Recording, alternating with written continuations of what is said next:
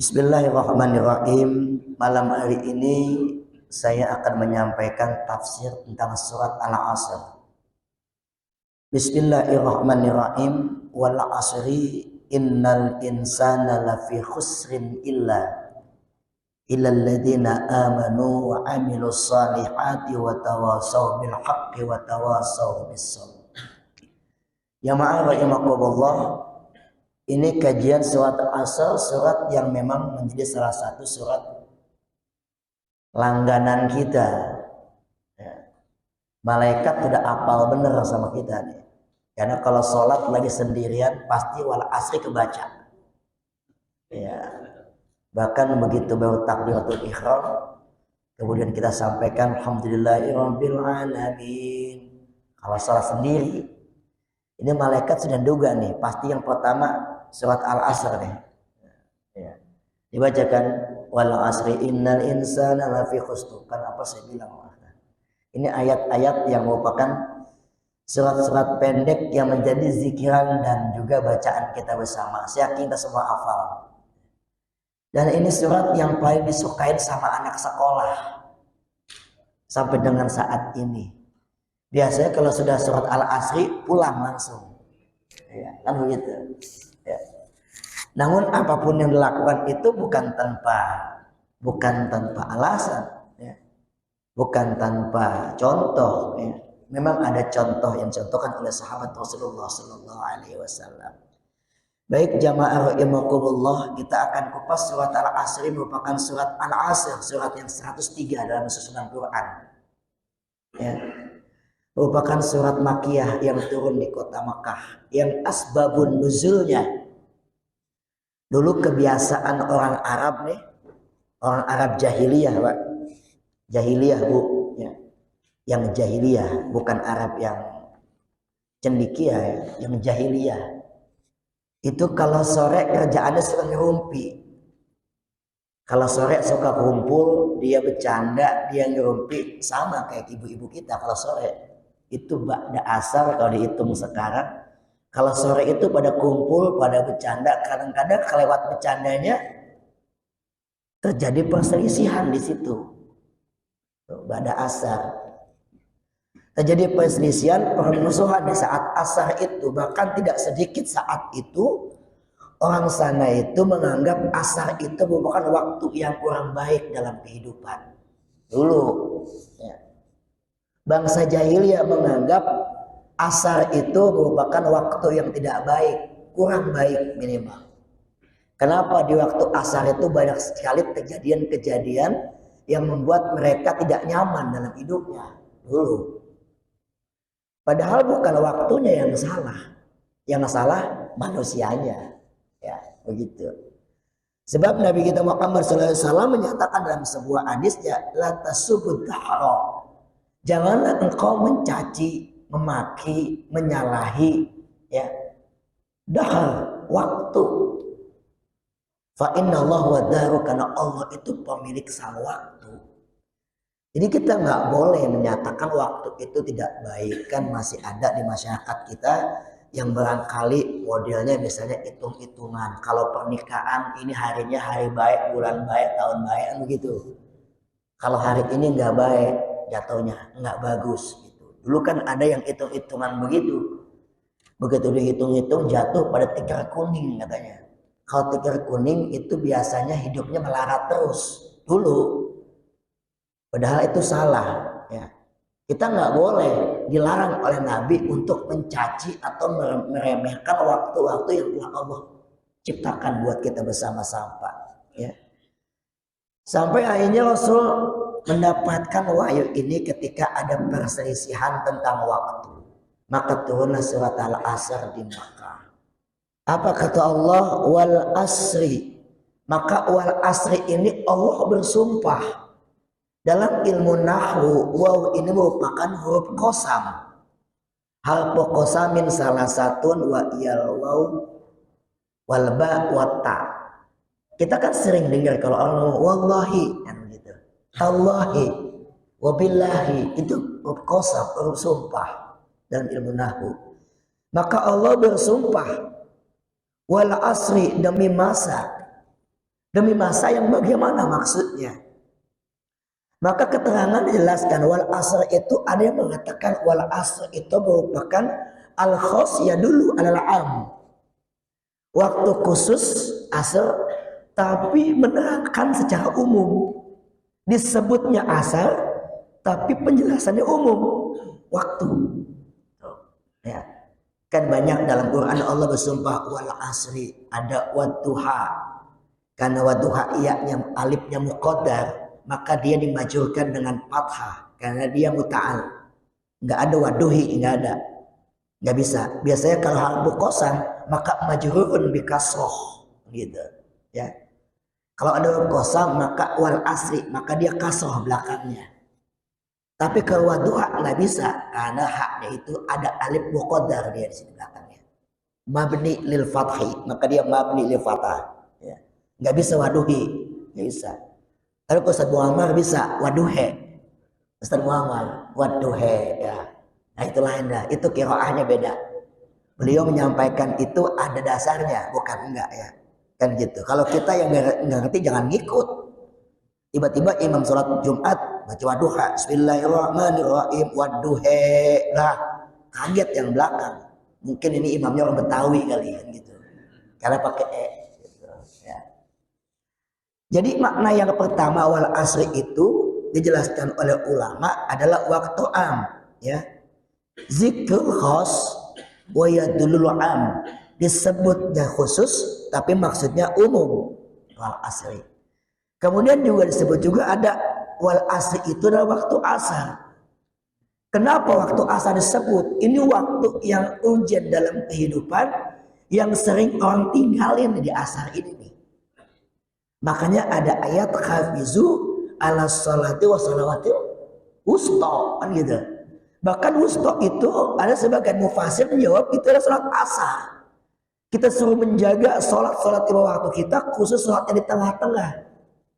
Ada ulama yang mengatakan al-wusta itu asar.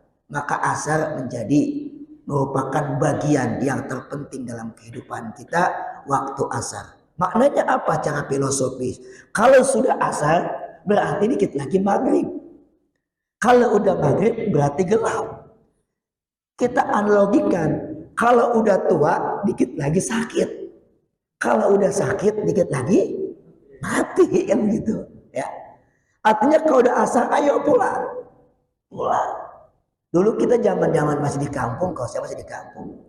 Kita kalau udah asar pulang tuh Pak. Tapi ada anak muda yang kalau asar makin malam makin enak. Kita kalau dulu zaman suka main sepak bola, kalau asar nih, itu enak banget. Maka sepak bola sekarang mainnya asar, coba lihat. Iya. Padahal disinggung sama Allah wal asri. Tapi mainnya asar. Tahu itu yang sholat apa enggak, kita nggak tahu dah tuh ya. Apalagi yang menonton, boleh jadi begitu imam satu keluar pada ribut ya, karena nggak sholat gitu ya. Ada mengatakan waktu asar, kalau sudah asar pulang, matahari sudah mulai tenggelam. Dulu orang tua pesan, ayo pulang, jangan sampai nanti sudah gelap. Bahkan orang tua kita nakut-nakutin, nanti kesambet kalau pulang udah maghrib gitu ya. Kalau bahasa Betawi kesambet dulu itu ajaran kita suruh pulang ya. Kalau udah asar ayo pulang. Maka yang paling baik itu kalau sudah menjelang maghrib kita sudah di rumah, itu yang paling baik begitu. Maka kalau asar. Kemudian ada juga ulama mengatakan al asr ini adalah merupakan waktu masanya Rasulullah SAW ya. Banyak pendapat-pendapat tentang wal asr, tapi yang pasti ketika Allah bersumpah wal asri di tafsir ini ayat dahrun aqsamullahu bihi li'annahu mustamilun alal a'ajib li'annahu yasul bihi sarra wad dara wasihatu wasaqamu wal ghani wal faqru. Jadi keterangannya demi masa itu, demi waktu. Allah bersumpah dengan waktu ini ya, bersumpah dengan waktu ini karena waktu ini mustamilun alal a'ajib, meliputi sesuatu yang luar biasa. Di annahu yasul bisaro, di asar ini kelihatan orang itu dalam keadaan sempit kelihatan, dalam keadaan susah kelihatan, dalam keadaan lapang kelihatan, dalam keadaan sehat kelihatan, dalam keadaan sakit kelihatan, dalam keadaan ghina, dalam keadaan kaya dan fakir, fakir, itu pun di saat asar kelihatannya. Maka kita disunahkan, bukan disunahkan, dilarang kita tidur setelah sholat asar kan gitu. Ya. Yurisul faqra. Kalau kalau kita tidur habis asar itu mengharuskan fakir. Jangan tidur habis asar. Jangan. Kalau kita nggak ada larangan tidur kapan aja jadi. Iya sih emang nggak tidur, saya nggak tidur, cuman ketiduran. Habis asar nungguin kita nyetel wifi, lihat wifi TV, ya. Apalagi kegetan banget lihat TV, ketiduran kan gitu wala asar. Nah di asar ini waktu yang memang menjadikan kita sebagai pijakan pembelajaran. Bal fihi ma huwa a'jabun min kulli ajib aw huwal asya aqsamu ta'ala bil asri kama aqsamu bit du'a. Maka di saat ini pula Allah memberikan sumpah. Berarti ketika Allah sumpahkan itu ada fadilah di situ. Di waktu asar. Ya. Di waktu asar itu salah satu waktu yang mustajab kalau kita mau doa. Sama ketika waktu yang mustajab. Allah kan bersumpah wadduha walaili idza saja. Allah bersumpah demi waktu duha. Sama Allah bersumpah waktu sore, waktu asar. Paginya Allah sumpah karena di saat pagi jarang orang yang ibadah pagi-pagi, semua sibuk dengan urusan dunianya walaupun tidak dilarang. Begitupun waktu asar. Jarang Pak, langka sekali orang asar ke musola, jarang, coba lihatlah. Sholat jamaah yang paling sedikit itu asar biasanya, paling sedikit. Pertama memang orang pada masih kerja, yang kedua barangkali ada yang tidur sebelum asar belum bangun kan gitu. Maka ini waktu yang luar biasa. Maka kan Rasul menyampaikan kepada kita untuk mencapai tingkatan doa yang baik, cari tempat di mana orang sedang lalai, kitanya hadir gitu. Contoh kayak tahajud malam. Wa minal laili fatahajjat bihi nafilatan lak asa ayyam asa rabbuka maqam mahmuda. Allah perintahkan kita tahajud di sepertiga malam, di saat orang lain pada tidur sibuk. Kalau kita bisa melihat hal yang gaib, bisa melihat sesuatu yang tidak bisa kita lihat nih, setiap malam sepondok kita yang tahajud berapa orang pasti ketawa aja sedikit Pak, hitung dengan waktu jari ya. Sepondok kita nih dari blok A sampai blok blok E ya, blok G ya, sampai blok G itu kalau malam kalau kita bisa berselancar, kita bisa lihat orang yang tahajud itu kehitung. Dan memang Allah muliakan waktu itu di saat orang sedang tidur, di saat orang sedang tidak melaksanakan aktivitas ibadah, kita ibadah paling dilihat oleh Allah Subhanahu wa taala. Kalau bahasa orang main gundu zaman kita masih kecil, paling edak kita, paling depan dilihat oleh Allah. Orang lagi tidur kita penting itu. Itu kan bukan taat kalau itu, tapi itu khidmat. Khidmat itu di atas taat. Kalau taat kita diperintahkan langsung, yang wajib diperintahkan kita taat, kita sholat dua waktu itu kita taat namanya. Karena apa? Karena itu kewajiban. Tapi kalau sholat sunnah itu namanya khidmat, tanpa disuruh kita berdiri ikutin ajaran, itu khidmat namanya. Tengah malam kita bangun, wah jarang banget dah. Paling yang bangun malam yang kelas tua-tuaan dah, yang mudah-mudahan melalap semua. Bangun sih 2:30 Liga Champion paling. Iya, Liga Champion paling main ya. Bangun 2:30 Liga Champion. Itu penting dulu mah, kadang-kadang kita ba'da asar, ba'da maghrib kadang-kadang ke warung beli kopi. Beli rokok, kadang-kadang beli Indomie. Ditanya buat apaan tuh Bang? Entah, malam Liga Champion gua mau bangun gitu. Mentingin. Tapi ada enggak kita mentingin mau beli kopi sampai entah malam mau tahajud? Enggak ada. Ya. Padahal biasanya lihat champion subuhnya lewat biasanya. Apalagi kalau udah masuk perempat final, semifinal, final, itu kan mainnya subuh. Begitu azan subuh, perpanjangan waktu. Ya kalau mau ke musola masjid kagak ketahuan siapa yang menang ini kan gitu. ya kan? Apalagi subuhnya penalti, ya udah makin nggak ke masjid udah. Ya. Tapi ada nggak kita menyiapkan untuk sholat malam subuh, atau kita ketika duha, atau ketika sholat asar? Kita bukan diperintahkan untuk sholat karena tidak ada sholat sunnah sholat asar, nggak ada. Kecuali sholat yang khusus kayak sholat jenazah, nggak apa-apa, ya itu. Tapi doa di situ luar biasa, Pak. Saya mendapat amalan salah satu dari guru kita, salah satu al-maghfurlah dari Jawa Timur. Ini amalannya dibaca habis asar. Saya tanya, Yai, ini kenapa harus habis asar? Iseng-iseng saya tanya, ya, Yai, kenapa harus habis asar? Dia bilang cuma begini, Pak. Antum baca asar di saat orang lain sibuk syughul dengan bi umurid dunia. Orang lagi sibuk urusan dunia. Allah enggak melihat orang kesibukan dunia, tapi yang Allah lihat kesibukan akhiratnya. Di saat orang sibuk urusan dunia, antum melaksanakan urusan akhirat, itu yang paling luar biasa. Ya. Maka wal asri demi masa. Maka berkaitan dengan ini, kemudian dilanjutkan innal insana lafi khusrin.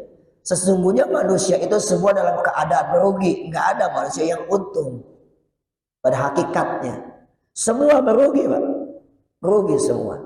Nah, namun di sini ya lafi gobanin bi masaikim wa sarafi a'malihim bi mubagihim. Intinya manusia di sini semua dalam keadaan merugi. Namun ada illah, ada mustasna minhu, dia diistisnakan, ada pengecualian. Di saat semua manusia rugi, tapi ada yang nggak rugi. Berapa komponen yang rugi? Di sini kita akan lihat, ya. Illalladzina amanu, yang tidak merugi pertama orang yang beriman. Orang yang beriman nggak pernah bakal rugi. Mahwal iman, siapa yang beriman? Mereka yang imtisalul awamir wattinabun nawahi. Mereka yang selalu menjalankan perintah Allah dan selalu menjauhkan larangan Allah, itu beriman. Dalam kondisi bagaimanapun, baik dalam keadaan sendiri maupun dalam keadaan ramai, dalam keadaan sepi maupun dalam keadaan ramai. Maka keimanan ini kan diuji ketika kita lagi sendiri, Pak, Bu. Kalau lagi rame-rame nggak diuji keimanan, lagi sendiri. Kalau lagi sendiri kita diuji oleh Allah Subhanahu wa taala. Sanggup nggak kita melaksanakan ibadah sebaik kita berjamaah? Mungkin kita telat jamaah, ketiduran sholat asar, sholat zuhur, habis zuhur jam 2 kita tidur, bangun sudah jam 4. Masjid sudah tutup kan, nggak ada sholat jamaah. Kita mengajakin jamaah nggak ada, udah kita sholat sendiri dah dengan terpaksa laki-laki ya. Kita sanggup nggak sholat sendiri itu sama kondisi dengan sholat berjamaah. Pertama durasi waktunya, yang kedua bacaannya, yang ketiga pakaiannya. Kita kan khusyuk sholat itu pertama dimulai dari wudhu, Pak. Kalau wudhu kita sempurna, insya Allah sholatnya terbaik sholatnya. Bagaimana mau sempurna, wudhunya kayak capung cebok, kecapak-kecepek, udah. Ya.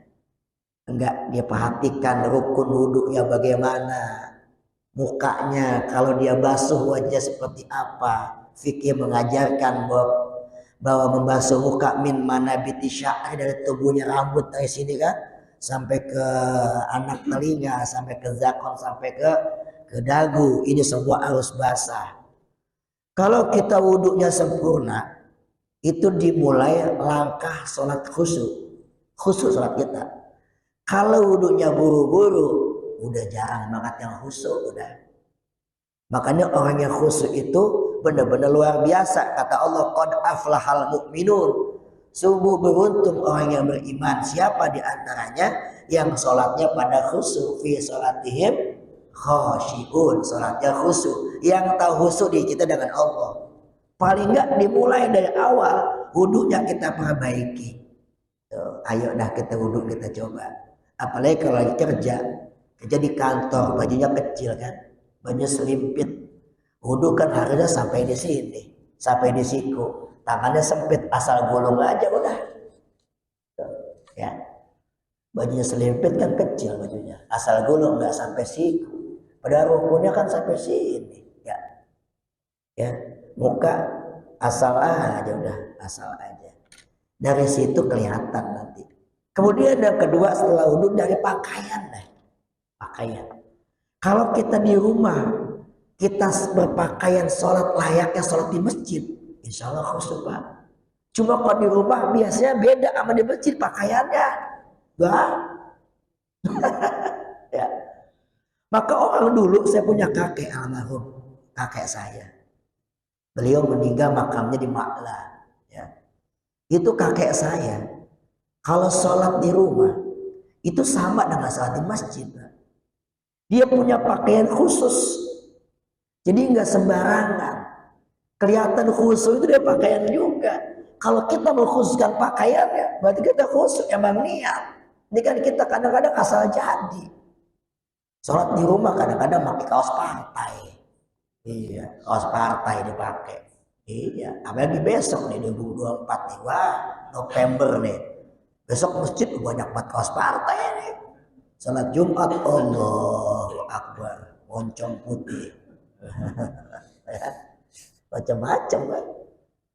Kalau di rumah misalkan lagi sholat sendiri, kita bisa memakai pakaian khusus buat sholat kita. Bukan baju yang bagus, bukan. Yang kita khususkan. Saya yakin boleh khusyuk sholatnya. Ini bagaimana soal khusyuk. Ya, kadang-kadang kita asal jadi pakaiannya.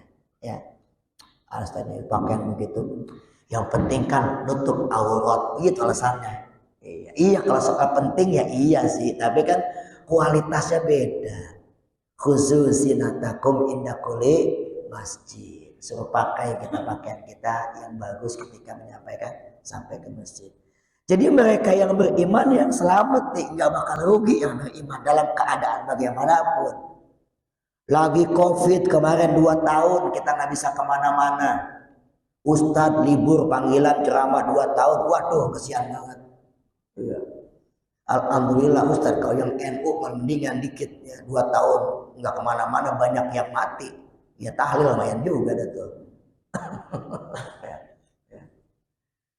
Dalam keadaan sulit seperti itu tetap kita dekat dengan Allah, tetap keimanan kita nggak mundur, ya nggak mundur. Itu yang dibilang dia begitu ya begitu. Dalam keadaan sulit kita tetap iman kepada Allah. Dalam keadaan kaya kita iman kepada Allah.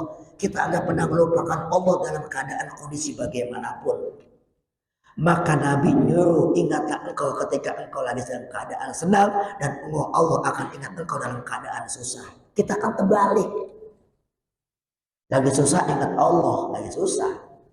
Lagi susah ingat Allah, lagi senang lupa sama Allah kita. Senang, ya. Maka mereka yang beriman dia tidak pernah akan merugi dalam keadaan bagaimanapun. Itu yang pertama. Kemudian yang kedua, siapa yang tidak merugi? Wa amilus solihati, mereka yang beramal-amal soleh, beramal baik. Ya. Kalau amanu itu ke Allah, kalau amilus soleh ke makhluk. Ya. Jadi 2 konsep ini yang gak bisa dipisahin. Sama Allah kita beriman, kita takwa. Sama makhluk kita berhubungan baik dengan siapapun. Ya. Maka orang yang berhubungan baik, berlaku berbuat soleh, beramal baik tidak akan pernah merugi. Orang kalau baik Pak, tinggal di mana aja temannya banyak. Orang baik, temannya banyak. Tapi kalau orang yang nggak baik, tinggal dimanapun orang nggak diperhitungkan. Ya, tergantung kita. Maka orang bisa kita lihat di akhir hayatnya. Ketika ia meninggal, coba lihat. Yang takziah dan yang nyolatin banyak apa enggak. Itu aja udah patokan dunianya, bukan bicara akhirat ya. Kalau dia yang sholat jenazah orangnya banyak, udah bisa dipastikan dia min ahlul khair. Kenapa? Yang datang itu emang pengen doain. Kan gitu patokannya. Maka ayo sama-sama kita berbuat baik kepada makhluk. Sama tetangga, kita mesti akur Pak. Jangan tiba karena kita beda warna kulit, beda suku, beda keyakinan, kemudian kita jadi marah. Jangan, nggak boleh. Ya. Apalagi hal-hal yang tidak prinsipil kita marahin, nggak boleh. Ya. Sama tetangga mesti akur kita. Itu bagian dari amal sholihat. Saking pentingnya Rasul nyampe itu sama tetangga. Man kana yu'minu billahi wal yaumil akhir falyukrim jarahu. Kalau engkau mengaku beriman dengan Allah hari akhir, maka muliain tetangga, tetangga muliain. Ya. Sampai sebuah hadis ijatobah tamaroko tanpa aksir ma'aha wa ta'hajironaka. Kalau engkau masak sayur, banyakin kuahnya bagi tetangganya. Saking pentingnya kebersamaan dan kedamaian di antara tetangga. Tuh. Masak sayur sebanyakin kuahnya biar kebagian tetangga. Tuh. Besok Pak Haji Handoko nyayur, beli ayam 1, ayamnya 2 dandang, dianterin ke rumah saya. Assalamualaikum, salam. Apa Haji ini Ustaz? Saya nganterin kuah sayur. Loh kok kuah? Bahkan suruh Nabi banyakin kuahnya, yang penting kebagian, ya nggak apa-apa. Ya, lumayan nggak seret kan gitu. Ya. Ini bukan soal bagaimana sayur Pak, tapi bagaimana kepedulian terhadap tetangga. Ya. Ini kita kadang-kadang tetangga sama tetangga satu pagar marahan. Wah Allah. Ya. Timbang gara-gara anak kita pada berantem, anak kecil pada ribut, pada berantem. Kita yang tua ikut-ikutan. Itu anak besok udah akur main lagi. Lah kita masih berantem-berantem juga. Lah malu kita mau bocah. Ya. Maka kita buang semua hal begitu. Tetangga itu merupakan bagian saudara terdekat kita. Wa amil sholihat. Bagi punya rezeki. Ini kita bagi kalau lebaran doang Pak. Kadang-kadang lagi Idul Fitri sama-sama punya. Ya. Anterin ketupat sama opor. Emang kita juga punya.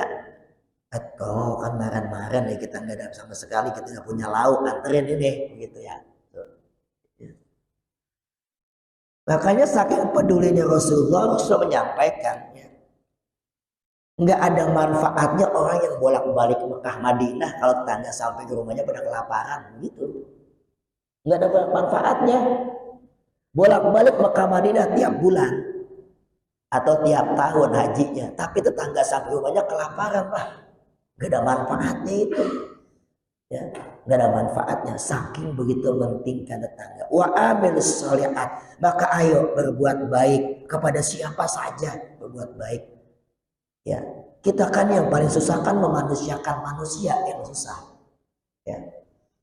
Kalau ada perbedaan maka itu perbedaan yang bikin kita jadi akur. Salah sebetulnya. Ya. Jangan tetap tetangga kita perbedaan apapun Pak, beda suku marah. Ya. Makanya saya alhamdulillah hadis binikmah dulu. Saya punya tetangga orang Sumatera, dia masih kecil. Sumatera. Saking bertetangganya saya sampai doyan daun singkong tumbuk Pak. Orang Sumatera, orang Batak itu kan makanya daun singkong ditumbuk Pak. Ya, yang pakai santan. Sementara si orang Betawi makannya semur. Ya. Itu saya doyan daun singkong tumbuk Pak.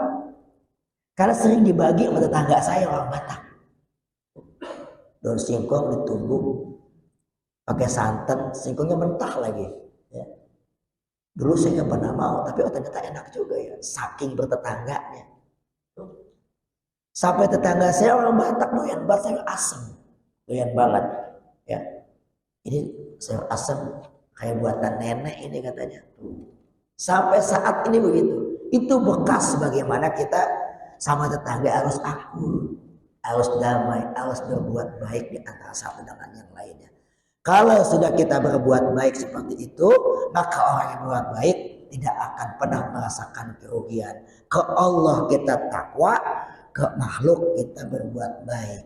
Maka Allah jelaskan orang yang tidak akan pernah mendapatkan kehinaan dimanapun ia berada ketika ia jaga hubungan kepada Allah dan ia jaga hubungan kepada manusia. Hablum minallah wa hablum minannas. Itu penting. Ya. Karena kita nggak cukup takwa saja sama Allah, karena manusia makhluk sosial yang membutuhkan satu dengan yang lainnya, yang saling ta'awanu alal birri wat taqwa wala ta'awanu alal ismi wal udwan. Ya.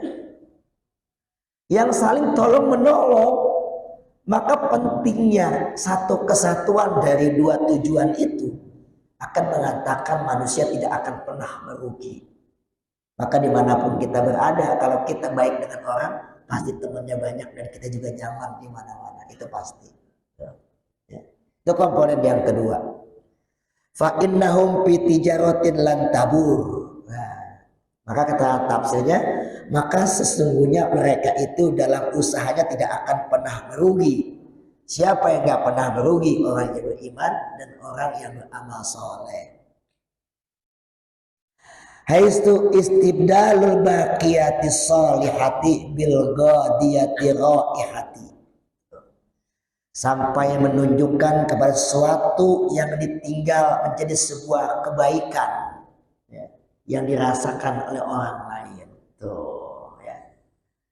Jadi kebaikan yang dirasakan orang lain. Lihat coba para orang tua kita dulu.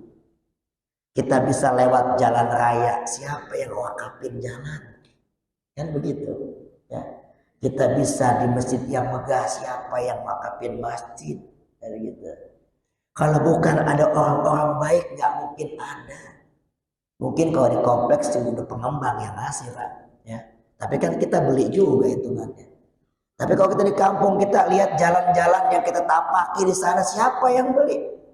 Apakah RT, RW, lingkungan? Tidak. Orang-orang tua kita yang dulu. Yang bahkan dia rela semeter, 2 meter, 10-an meter buat diinfakin buat jalan. Kebaikan mereka seperti itu. Orang sekarang jarang, Pak. Sejengkal aja kita pakai ngamuk. Wah, orang sekarang tuh, ya, sejengkal aja jadi masalah. Orang dulu saking kebaikannya, itu jalan-jalan, itu gang-gang dia yang buat. Cuma apa? Cuma kesepakatan dengan tetangga. Ayo, ini gang butuh 2 meter, lu semeter, 2 semeter. Bagaimana? Jadi deal udah. Bismillah. Ayo bareng aja bakti. Jadi dulu, ya.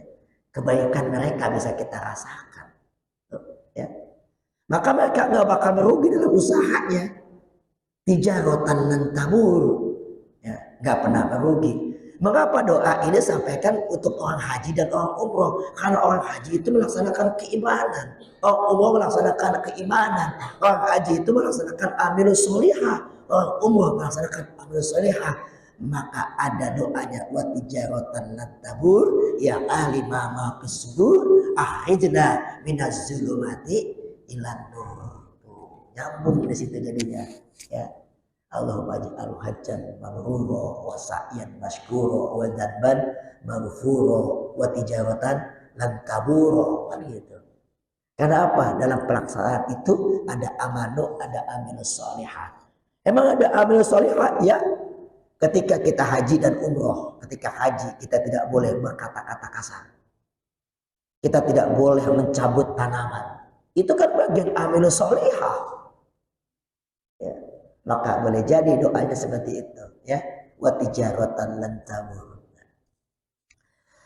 Kemudian yang ketiga, komponen yang tidak merugi adalah wa tawasau bil haqqi, mereka yang saling menasihati dengan kebenaran. Tawasau ini saling, ya. Jadi kita saling mengisi, saling menasihati, ya. Kan berat ini, Pak, menasihati kebenaran. Yang kita nasihatin senior, berat itu. Wah, yang kita nasihatin lebih tua dari kita, berat. Makanya saya kalau suruh taklim, suruh kajian, ya Allah, ngeri banget, takut banget salah kepada orang tua, takutnya saya salah ngomong gitu, ya. Ya. Maka saling menasihati dengan kebenaran, atas dasar kebenaran, jangan malu untuk sampaikan, ya, gitu kan. Qulil haqqa walau kana mur, ya. Sampaikan kebenaran sekalipun itu pahit. Jangan kita sembunyikan kebenaran karena kita merasa nggak enak, nggak boleh. Maka disinilah ada konsep boleh kita mengkritik dan berikan saran. Jadi kritik dan saran itu adalah watawasau bil haq. Ya.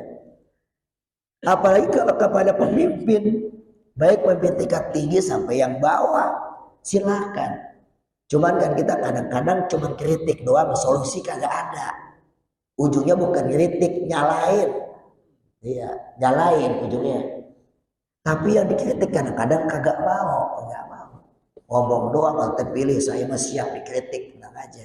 Begitu dikritik ngambek. Nah, ya. Padahal konsepnya watawasau bil haq. Kalau itu kebenaran sampaikan kepada walaupun dia lebih tua dari kita. Makanya perbuatan yang paling berat itu menyampaikan satu hak kepada yang lebih dari kita. Ya, tuh. Berat rasanya menyampaikan kebenaran karena resikonya banyak. Makanya ketika konsep kuntum khairu ummatin ukhrijat linnas ta'muruna bil ma'ruf wa tanhauna 'anil munkar. Ta'muru bil ma'ruf mah gampang, tinggal nyuruh doang. Tapi yanhauna 'anil munkar banyak resikonya. Menyampaikan kebaikan mah gampang, Pak. Orang tinggal dengerin kalau dia mau dengar. Kalau enggak ya nggak apa-apa kan begitu. Itu opsinya pilihan sendiri. Tapi yanhauna 'anil munkar, mencegah kemungkaran resikonya lebih banyak. Ya, gitu.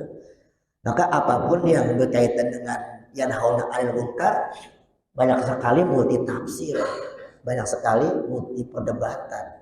Oh kita nggak boleh, harus persuasif kan gitu. Ya. Terhadap kemungkaran harus persuasif, harus baik-baik gitu ya. Ya, gitu. Nggak boleh kasar terhadap orang yang salah, betul. Tapi banyak juga orang yang di pelan-pelankan itu nggak mempan, ya, itu. Maka ya nauna 'anil munkar ini berat, ya, berat. Tapi kalau ya ul ma'ruf gampang, tinggal ngajakin ayo sholat, ayo ibadah, ayo puasa, ayo taat itu gampang. Tapi begitu mencegah kemungkaran ada sesuatu yang disukai orang lain. Maka ketika Nabi diutus oleh Allah, ketika merubah kemungkaran itu hal yang paling berat sampai Nabi dimusuhin, Pak. Karena kebiasaan jahiliyah kan dulu apa sih kebiasaannya? Yang pertama adalah mabok-mabokan, ya kan? Nah orang mabok kita larang, kalau ngamuk dia. Yang kedua apa? Perzinahan. Ya. Yang ketiga apa? Pertengkaran. Wah, geng motor. Sekarang geng motor. Ya. Pertengkaran. Nabi diutus itu ketika yang ada ayat muka dihadapinya luar biasa. Maka nggak heran kalau teman-teman yang suka yanhauna 'anil munkar dimusuhin, ya, nggak disenengin, gitu. Nggak heran, emang dari dulu seperti itu, ya. Maka kita tetap yang paling baik adalah bagaimana kita memberikan masukan terbaik buat tawasau bil haqqi. Kita kasih nasihat yang baik. Kalau nasihat yang baik nggak masuk, itu bukan urusan kita. Yang penting kita menyampaikan, ya. Karena apa namanya? Al-haqqu min rabbikum wa la takunanna minal mumtarin. Wa ma taufiqi illa billah. Taufik itu ada dari Allah. Tugas kita cuma nyampein. Orang Pak kalau disampaikan, kalau hatinya belum terbuka tetap aja susah. Maka itu disinggung oleh Allah. Mereka punya penglihatan tapi mereka tidak melihat. Mereka punya telinga tapi tidak mendengar. Ya, siapa mereka itu? Mereka itu ulaika kal an'am, mereka seperti binatang, balum adol, dan itu lebih parah, lebih sesat daripada binatang. Dia nggak pernah ngambil contoh. Orang kalau belum dikasih ilham susah, tapi kita jangan nyerah untuk menasehati. Orang kalau emang hatinya keras susah Pak, jangankan kita sampaikan speaker masjid tompo di telinganya tetap aja nggak bangun dia. Speaker kan kencang mas speaker. As-salatu khairu minan naum. Salikun kalau pagi salikun kencang bener ya, tetap aja nggak bangun. Ya, aja. Tapi kalau emang hati sudah terbiasa nggak pakai nukir salikun aja udah bangun aja gitu. Ya, kan begitu. Maka semua menjadi contoh. Ada anak kecil lewat berpakaian muslim, dia rajin mengkaji, dia rajin mengaji. Kita lihat ya Allah, itu anak kecil-kecil sudah pada ngaji, kita udah tua belum ngaji, malu rasanya. Jadi contoh. Ya. Punya telinga, ada acara-acara keagamaan, kita dengerin. Makanya ada pepatah yang mengatakan kun aliman. Nah, kalau kita di pesantren begitu. Kun aliman, jadilah orang yang ngajar. Ya, au muta'alliman, kalau ngajar nggak bisa jadi yang belajar. Ya, au mustami'an, kalau ngajar nggak bisa belajar nggak mau, jadi pendengar yang setia. Namanya pendengar yang setia. Ngajinya ngaji nguping namanya. Ya, iya, jiping, ngaji nguping. Ya, mustami'an. Kalau mustami'an nggak bisa, au muhibban, jadi pecinta ilmu. Kita ngajar nggak bisa, belajar kagak mau, ya dengerin ogah. Minimal pencinta, ada orang yang lagi belajar senang kita, senang lihat orang. Wala takun khomisan, jangan jadi yang kelima. Udah ngajar nggak bisa, belajar kagak mau, dengerin pura-pura budek, ya cinta benci sama orang kebaikan. Wala takun khomisan, jangan di kelima apa? Tukang ngacak-ngacak doang. Fatahluk, maka itu akan binasa. Nggak sempat kita ikut ngaji di lantai 2 kita dengerin, oh mustami'an namanya, dengerin. Pengen ke masjid tapi rasanya hati ini berat, malu. Kan orang ada yang ke masjid malu, Pak, ada. Padahal di masjid gak disuruh apa-ngapain ya. Tapi lantai 2 di rooftopnya dia, di lantai 2 di balkonnya dia duduk, dia dengerin. Itu masih bagus juga, ya. Al-muhibban, atau seneng dia. Pak Haji Andoko mau datang ke masjid, ya tetangga, Pak Haji masjid gila taklim ya, Pak saya nitip Pak nih, nitip Pak amplop buat gurunya yang lagi ngajar. Wah itu muhibban namanya tuh, iya. Ya, tapi saya nggak pernah mendapati yang begitu, ya. Atau Pak nitip Pak air minum Pak buat orang ngaji, kan gitu. Ngaji itu muhibban namanya. Dia nggak datang tapi masih peduli, masih cakep begitu. Ini kata Anda enggak, alim enggak, muta'alim enggak, mustami enggak, muhib enggak. 5 giliran mati aja meninggal, minta di masjid, bayangin. Keluarga datang, Assalamualaikum Pak, saya izin ya Pak ya, Bapak saya mau sholat di Masjid Al-Hidayah Pak. DKM emang di mana rumahnya?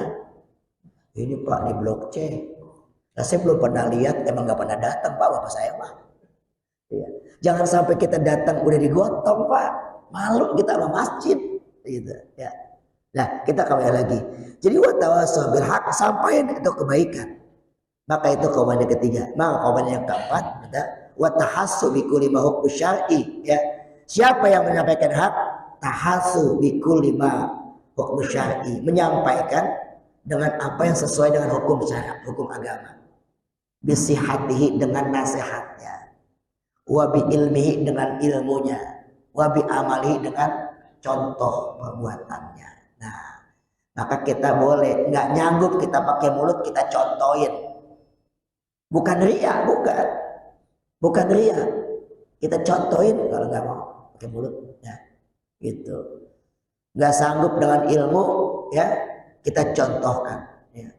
Maka itu orang yang menasihati dengan yang hak. Kemudian kaum yang terakhir, watawassaw bis sabri, mereka yang menasihati dengan kesabaran. Ini yang berat juga, menyampaikan dengan kesabaran.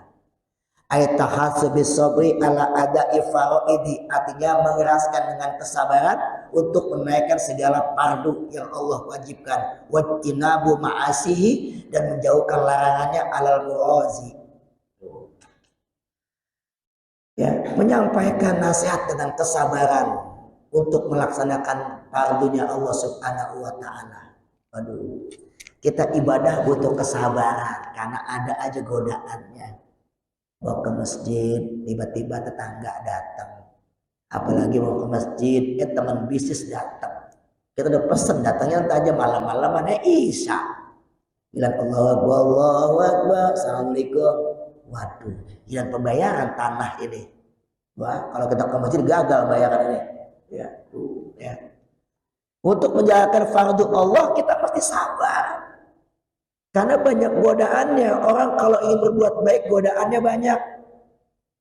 Menjauh kalangan Allah juga sabar. Berat meninggalkan kebiasaan yang gak baik. Berat Pak. Orang yang kodok kebiasaan melakukan dosa, berat untuk meninggalkan itu. Ya, biasa main slot, lagi sepi-sepi main slot, ya. Judi slot, ya, dilarang sama bininya, HP-nya diambil Pak, disita, dia minjem HP temennya, Memang begitu. Mesti sabar ya, menasihati dengan kesabaran. Artinya kita menasihatinya terus menerus, jangan cuma sekali doang ya. Memang berat. Kayak kita ngelurusin besi. Kan pelan-pelan lama-lama lurus ya. Kalau perlu dibakar bakar. Artinya apa? Nasihat itu kalau emang pahit ya pahit. Tapi kan untuk meluruskan. Tujuannya apa? Supaya semua itu kita tidak pernah dalam merugi. Hidup di dunia sementara. Kalau kita yang mendapatkan kerugian dalam sementara ini, sangat merugi, 2 kali rugi kita dalam hidup ini. Maka ayo sama-sama, ini pesan dari Allah bahwa manusia merugi. Mudah-mudahan kita masuk ke 4 komponen ini ya. Yang pertama adalah beriman, kemudian beramal soleh, yang ketiga menasihati dengan kebenaran, yang keempat menasihati dengan kesabaran.